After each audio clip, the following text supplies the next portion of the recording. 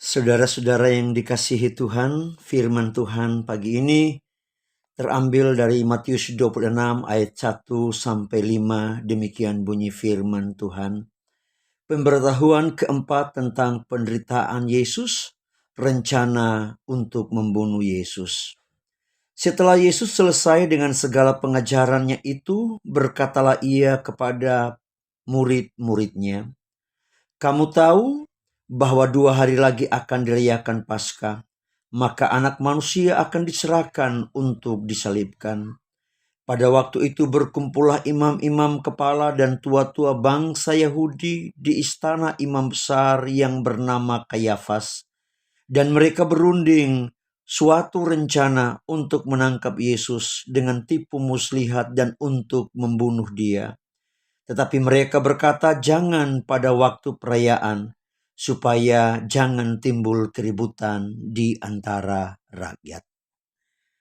Tema firman Tuhan pagi ini, cara Yesus menyikapi penderitaannya sebelum bahkan ketika ia disalib. Cara Yesus menyikapi penderitaannya sebelum bahkan ketika ia disalib. Saudara yang dikasihi Tuhan, berbicara hal penderitaan Yesus, pertanyaan membuka penyampaian firman Tuhan ini. Sebenarnya penderitaan Yesus itu dimulai sejak kapan? Kenapa ini perlu saya tanyakan? Karena kebanyakan orang Kristen memahami bahwa penderitaan itu baru dimulai beberapa saat sebelum Yesus ditangkap dan akhirnya dijatuhi hukuman mati disalib. Tapi seberapa banyak kita orang Kristen yang memahami bahwa sebenarnya penderitaan Yesus itu sudah berlangsung sejak ia datang ke dalam dunia ini? Dengan kata lain, Yesus itu menderita sepanjang hidupnya. Kenapa demikian? Yesus itu satu-satunya manusia yang benar. Yesus itu satu-satunya manusia tanpa dosa. Dia satu-satunya manusia yang suci di dalam dunia ini. Nah, bagaimana ia yang benar? Bagaimana ia yang tanpa dosa? Bagaimana ia yang suci tetapi harus hidup di tengah-tengah orang berdosa? Bukankah yang selalu didengarnya adalah kata-kata dosa? Bukankah yang selalu dilihatnya hanyalah perbuatan-perbuatan dosa? Tentu itu sangat menyiksa batinnya dan membuatnya menderita, bukan? Seorang manusia berdosa yang bernama Lot dikisahkan di dalam Alkitab, bagaimana Lot terus-menerus menderita karena ia hidup di kota Sodom dan Gomora dengan orang-orang yang mengikuti hawa nafsu mereka. Dalam 2 Petrus pasal 2 ayat 7 dan 8, di situ dikatakan demikian. Tetapi ia menyelamatkan Lot, orang yang benar, yang terus-menerus menderita oleh cara hidup orang-orang yang tak mengenal hukum dan yang hanya mengikuti hawa nafsu mereka saja. Sebab orang benar ini tinggal di tengah-tengah mereka dan setiap hari melihat dan mendengar perbuatan-perbuatan yang jahat itu, sehingga jiwanya yang benar itu tersiksa. Rasul Petrus dengan jelas mengatakan bahwa Lot terus-menerus menderita oleh cara hidup orang yang tak mengenal hukum dan yang hanya mengikuti hawa nafsu mereka saja. Jiwanya yang benar itu tersiksa. Saudara perhatikan. Lot saja yang notabene orang berdosa bisa mengalami hal seperti itu. Dia begitu amat menderita melihat dan mendengar perbuatan-perbuatan jahat mereka. Bahkan saudaraku, kita juga orang berdosa. Tapi walau demikian, ketika kita mendengar kata-kata cacian, ketika kita mendengar kata-kata makian dan kata kotor lainnya, apakah saudara tenang dan biasa-biasa saja? Tidak, bukan? Bahkan kita bisa marah. Ketika kita melihat perbuatan-perbuatan keji di luar batas kemanusiaan, kita bisa kecewa dan mengutuk hal itu. Nah, bagaimana Yesus, orang yang tanpa dosa, orang yang suci, namun harus hidup di tengah-tengah manusia berdosa dengan melihat semua perbuatan-perbuatan dosa manusia. Kira-kira penderitaannya itu seperti apa, saudara? Dia amat sangat tersiksa tentunya. Bahkan saya harus katakan bahwa sebenarnya ini merupakan penderitaan berat yang melebihi penderitaan fisik yang akan dialaminya ke depan. Tapi menariknya saudaraku, dalam situasi dan kondisi demikian, dia tetap menjalani hidup di dunia dengan amat bijak. Bahkan dalam situasi yang demikian pun, dia selalu ada untuk mengajar orang banyak tentang jalan Tuhan. Bahkan ketika saat-saat terberat sekalipun baginya untuk menjalani penderitaan fisik, Alkitab memberi kita informasi bahwa Yesus selalu menyikapi semua itu dengan bijak. Karena itu pagi ini kita akan belajar cara Yesus menyikapi penderitaannya. Hal pertama yang kita akan belajar dari cara Yesus menyikapi penderitaannya adalah Yesus bijak menjelaskan kepada para muridnya tentang semua penderitaan yang akan dialaminya dan siapa dia sebenarnya.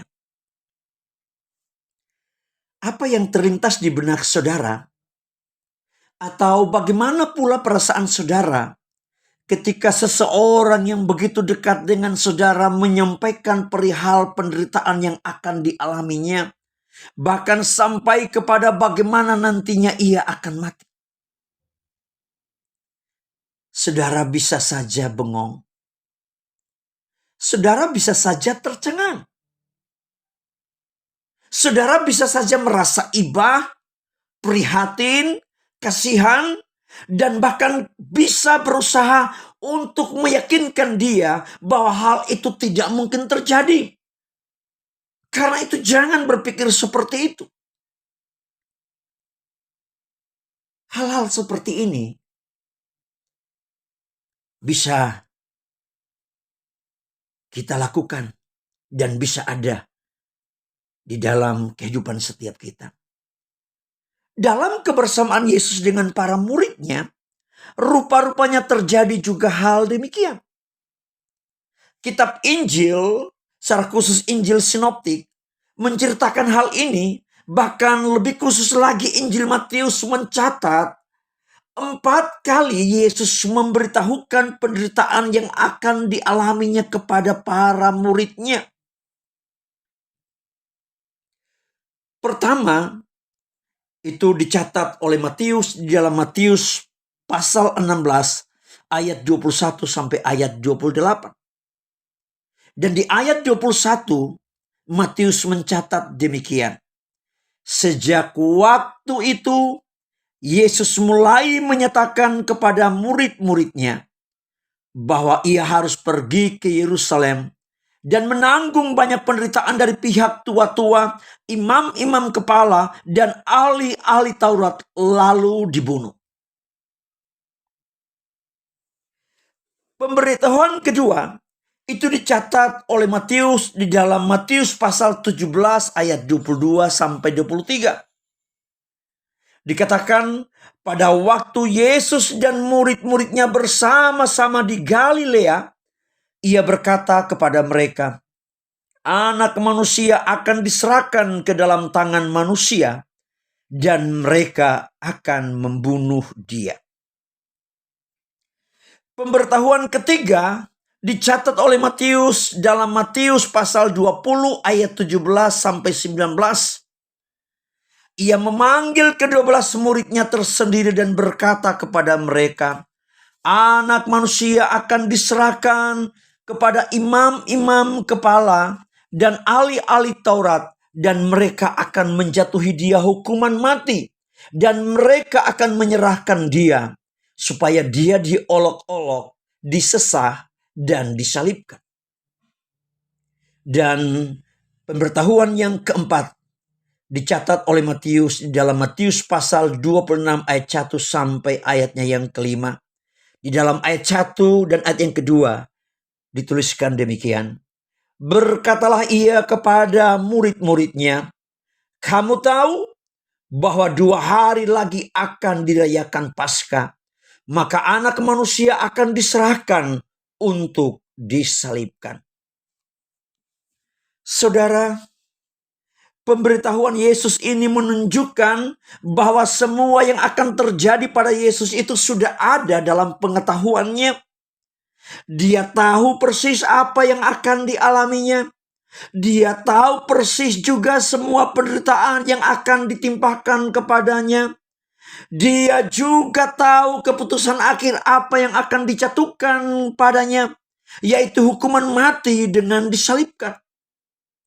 Tapi hal lebih jauh yang perlu untuk kita dalami melalui penyampaian berulang Yesus kepada para muridnya tentang penderitaan yang akan dialami adalah, apakah ini hanya sebatas untuk menegaskan tentang kemahatauannya kepada para muridnya, atau Yesus punya maksud lain? Kenapa, saudaraku? Karena pada umumnya ketika seseorang menyampaikan sesuatu dalam tanda petik, biasanya punya maksud tertentu di balik apa yang disampaikannya itu. Bisa saja orang itu punya maksud mencari perhatian, simpati, keberpihakan dan membelanya. Atau dapat saja orang itu mau diyakinkan dengan keputusan yang akan diambilnya ke depan. Atau setidaknya ada orang yang mau mendengarkan dan mendoakan dia di dalam beban dan pergumulannya itu. Apakah ini maksud Yesus berulang kali memberitahukan hal penderitaannya itu? Kita tidak tahu pasti. Jawaban pastinya tentu yang tahu Yesus. Saudara terkasih, kita dapat saja meraba dan menebak maksud seseorang ketika menyampaikan sesuatu. Tapi dalam hal Yesus memberitahukan penderitaan yang akan dialaminya kepada para muridnya, saya berharap saudara kiranya dijauhkan dari cara berpikir demikian.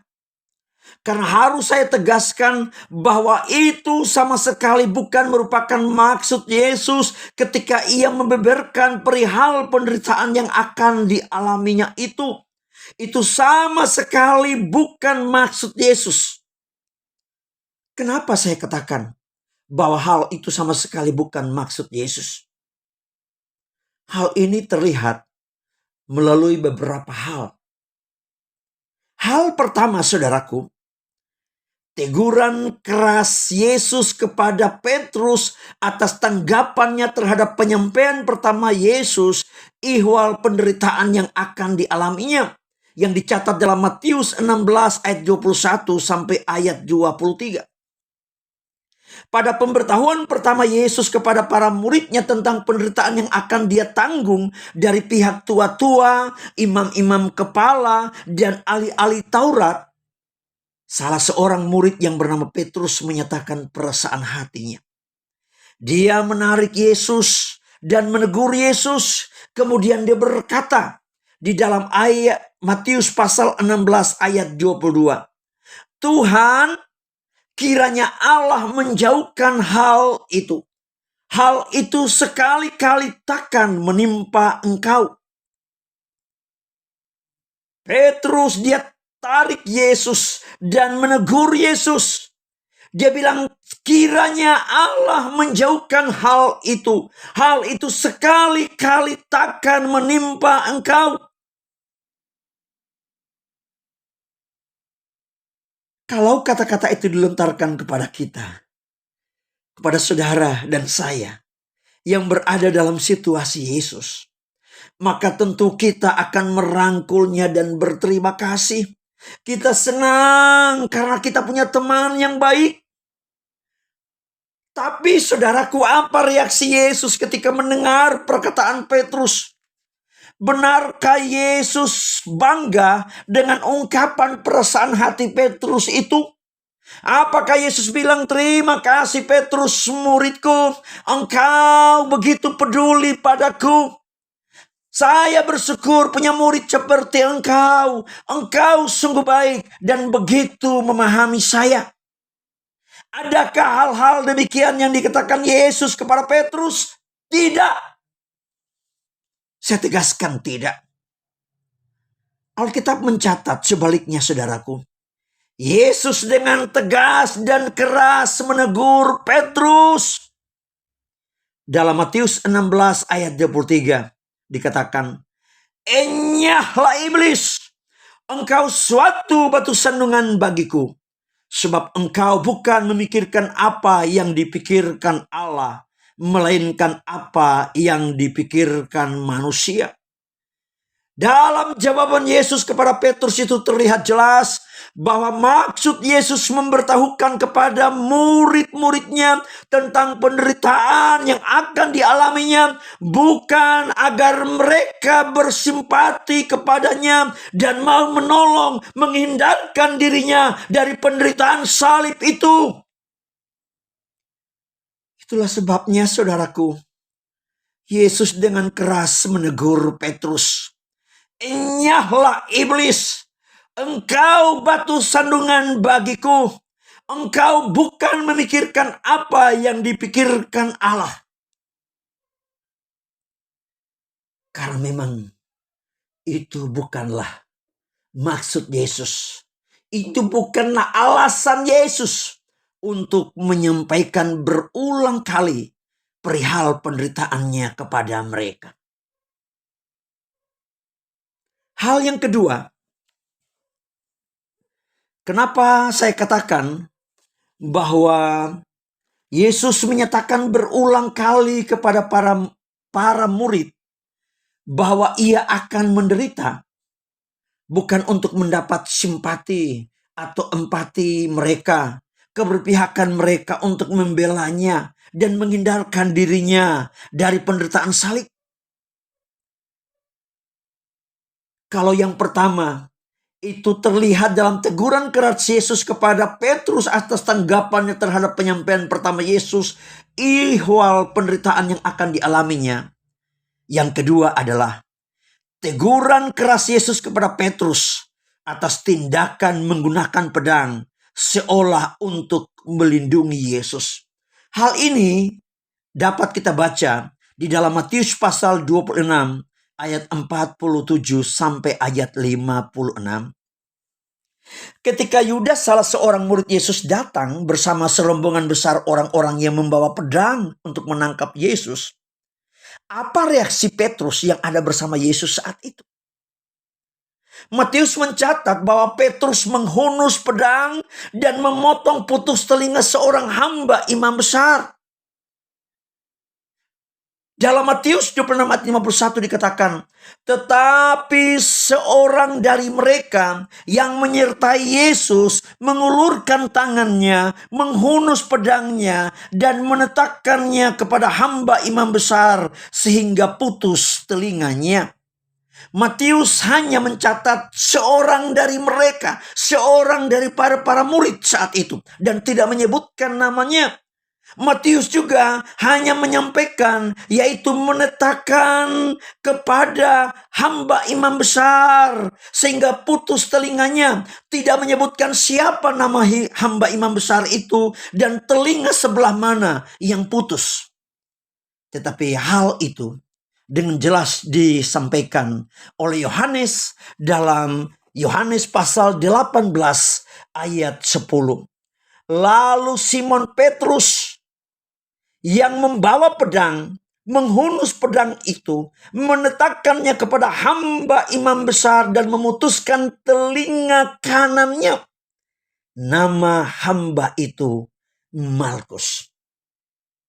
Yohanes terang benderang menyampaikan bahwa nama orang yang ada bersama-sama dengan Yesus saat itu yang menghunus pedang adalah Simon Petrus. Yohanes juga mengatakan bahwa telinga yang terputus oleh karena sabetan pedang Petrus adalah telinga sebelah kanan. Dan Yohanes juga menyampaikan nama hamba itu adalah Malkus. Tapi saudaraku, atas tindakan Petrus itu, benarkah tindakan itu disyukuri oleh Yesus? Benarkah tindakan itu diberikan pujian, diberikan apresiasi oleh Yesus sebagai bentuk kepedulian kepada Yesus? Lagi-lagi tidak. Yesus bukannya memuji Petrus. Yesus juga tidak memberi penghargaan kepadanya karena telah membela dirinya. Yesus juga tidak bersyukur karena Petrus berpihak kepadanya. Sebaliknya saudara, dengan bijak dia menegur Petrus dengan mengatakan, Matius pasal 26 ayat 52 mencatat, barang siapa menggunakan pedang akan binasa oleh pedang. Itulah sebabnya dia meminta Petrus, menasihati Petrus, masukkan pedang itu kembali ke dalam sarungnya. Karena itu bukan tindakan yang Yesus inginkan dari para murid. Itu bukanlah maksud Yesus ketika dia berulang kali menyampaikan perihal penderitaan yang akan dialaminya, agar mereka membelanya, mereka memproteksi dirinya. Bukan. Bahkan lebih lanjut, Yesus bilang kepada Petrus dalam Matius pasal 26 ayat 53 demikian. Atau kau sangka bahwa aku tidak dapat berseru kepada Bapakku supaya ia segera mengirim lebih dari 12 pasukan malaikat membantu aku? Saudara-saudaraku, perlu saya jelaskan bahwa kata pasukan di ayat ini, di sini dalam bahasa Yunaninya adalah legion. Legion itu secara hurufiah artinya satu unit militer yang terdiri dari 6.000 tentara dalam pasukan Romawi. Jadi kalau dikatakan 12 pasukan malaikat, maka itu berarti 72.000 pasukan. Tetapi Yesus bilang lebih dari 12 pasukan, dan itu berarti lebih dari 72.000 pasukan.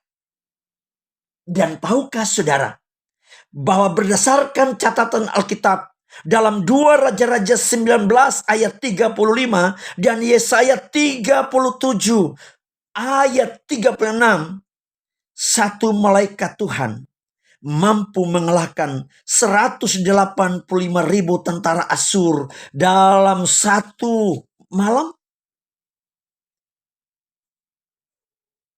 Peristiwa ini menunjukkan kuasa yang sangat besar dari malaikat yang diutus Allah untuk menumpas pasukan musuh tanpa perlu alat perang konvensional. Satu malaikat saja bisa menghabisi 185.000 orang. Saudara bayangkan kalau 72.000 yang datang, itu seperti apa? Tetapi di sini kembali lagi kita melihat bahwa jawaban Yesus kepada Petrus memperlihatkan bahwa maksud Yesus memberitahukan penderitaan yang akan dialaminya kepada para murid bukanlah untuk mempropaganda mereka sehingga mereka, para murid, menghindarkan dirinya dari penderitaan salib. Itu bukan maksud Yesus memberitahukan penderitaan yang akan dialaminya. Karena dia dapat saja meminta Bapaknya mengirimkan lebih dari 72.000 pasukan. Dan seperti yang saya katakan, satu malaikat saja dapat membunuh 185.000. Tetapi hal itu tidak dilakukan Yesus. Jika demikian, saudaraku, apa maksud Yesus memberitahukan berulang penderitaan yang akan dialaminya kepada para muridnya? Jawaban untuk pertanyaan ini akan kita dengar pada penyampaian firman Tuhan di minggu mendatang. Tapi saudara, sebelum mengakhiri penyampaian firman Tuhan pagi ini, saya mau bilang begini kepada saudara semua, kepada umat-umat Tuhan. Ketika seorang saudara menceritakan beban, menceritakan masalah dan pergumulannya kepada saudara, hal penting yang saudara harus lakukan bagi dia adalah berdoa. Sekali lagi, hal penting yang harus saudara lakukan bagi dia adalah berdoa. Doa itu memberi kita kekuatan iman melewati setiap persoalan. Doa yang membuat kita selalu bersyukur dan memuliakan Tuhan walau beban menindih hidup ini. Yesus dalam pergumulan beratnya dengan bijak menjelaskan kepada murid-muridnya akan penderitaan yang dialaminya. Tapi ia juga memberi teladan kepada mereka. Bagaimana semuanya itu dapat dilewatinya melalui doa. Sebab ketika dia dalam pergumulan beratnya, dia membawa para muridnya ke Taman Getsemani. Dan dari situ dia mengajar mereka melalui tindakannya datang kepada Bapaknya di dalam doa. Bahkan tidak hanya itu. Dia membawa 3 orang muridnya. Simon Petrus, Yakobus, dan Yohanes. Untuk ada dalam doa bersama-sama dengan dia. Karena itu kekasih-kekasih Tuhan. Setiap orang yang datang ke dalam hidup kita, setiap orang yang datang ke dalam keluarga kita, di dalam setiap pertemuan-pertemuan itu bukan kebetulan. Itu ada maksud Tuhan. Itu ada tujuan Tuhan. Itu ada rencana Tuhan yang indah, yang mulia dengan setiap perjumpaan dan pertemuan itu. Bahkan ketika seseorang menceritakan sesuatu kepada saudara, kita perlu minta hikmat yang daripada Tuhan. Dan kita perlu untuk membawanya di dalam doa. Sehingga Tuhan menolong. Tuhan meneguhkan, menguatkan setiap kita di dalam melewati setiap pergumulan-pergumulan yang ada. Yang Tuhan izinkan itu di dalam hidup kita, dalam keluarga kita, dalam tugas dan karya kita, maupun di dalam relasi kita, di dalam masyarakat. Tuhan memberkati kita melalui firman-Nya. Amin.